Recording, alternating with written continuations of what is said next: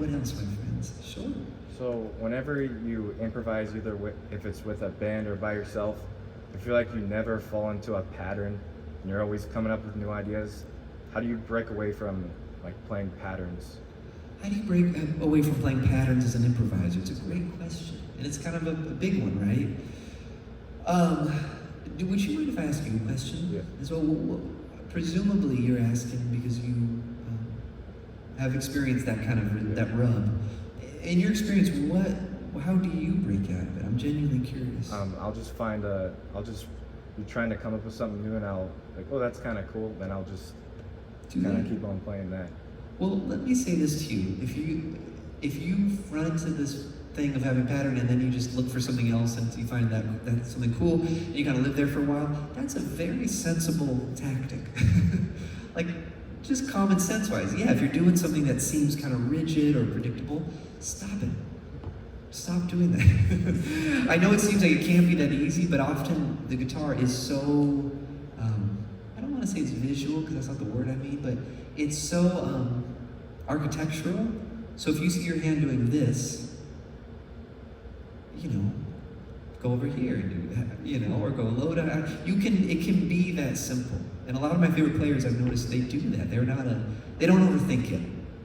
I had a teacher in college, Hal Crook, and he had this, he was the greatest improvisation teacher around. He's written many books. You can check those out too. They're great. How to improvise, how to comp. Really cool teacher. But he used to do this thing where it was an opposites game. And here, I'll give away the punchline first. The punchline is that it's very hard to extract yourself from a pattern-driven way of playing if you don't actually know what it is you're doing in the pattern. You're kind of fixing a problem you don't know you have. You're kind of like, I know I don't want to do it anymore, but I don't know what it is enough to then parlay that into the opposite. Does that make sense? So he would say, play something. And I go, okay. And he'd say, well, now play the opposite of that in every respect you can imagine. And so you'd have to sit there and go, well, what was that? Alto was kind of mezzo forte. It wasn't super loud, it was super quiet. It was low for the guitar. It's kind of percussive. What would not be that? Maybe it's, right? It's high, it's way quite kind of ethereal, it's less line driven. And you feel so proud, and you think, okay, no, it's the opposite of that. And this is when the game starts. Because it's not the first thing again. You find other actors, well, what did that have? That was, 3 seconds. Now I'm gonna play it 14 second for it, and you keep going, always, I guess, learning to evaluate what you're doing so that you could make a difference and you could change it if given the opportunity. I always thought that was very hip. He wasn't willing to sit there while I just said, I don't, show me other stuff. He's like, you don't know what you're doing in the first place. Why do you want to be free of it? So that's one way you can do just to train your evaluation skills. Do that for 5 minutes a day, opposites. Play something, do the opposite, every parameter you can notice.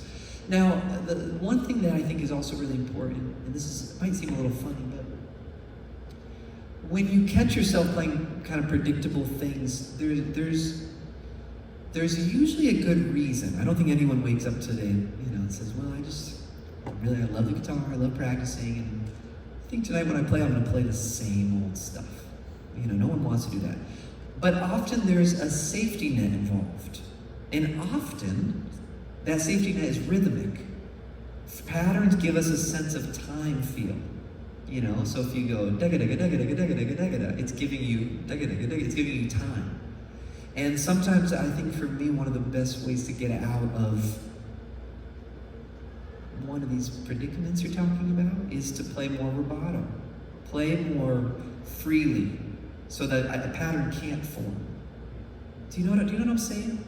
So it could be, let's say if I have a pattern what would be a pattern? I'm also not very good at patterns. That's probably should be my first answer. I never learned anything like that. But if I went, what's a pattern? Let's just take open voice triads. Let's say I'm going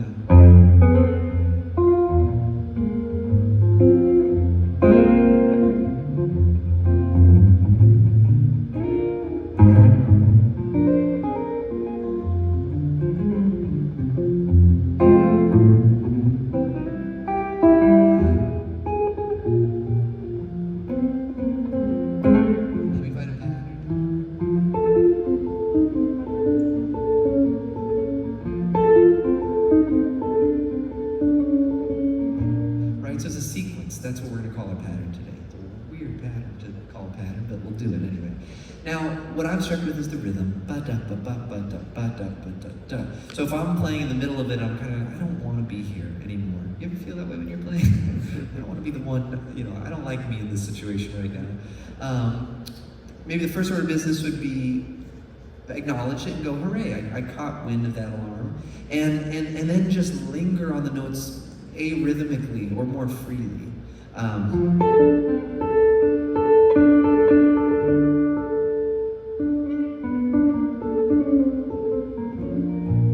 So I know to you it probably didn't look like a pattern, but in my brain that was me dismantling the patterniness of that shape. Rhythmic, right? But I go back to the thing, I never learned many patterns, I never transcribed, I never learned solos, and so I don't have a great capacity for these things. I have friends who do. They know so much and they've played other people's lines and they're screwed. No, but it is a funny thing. It's hard. It's like quotes from a movie, you know. It's like quote The Godfather, but don't use any of the words of The Godfather. Thanks. Or it's hard. These things are baked into you. So if you have a heavy diet of that, knock it off. Stop doing that. If you do have a heavy diet of it, play with the rhythm. Try to make it ooze a little more.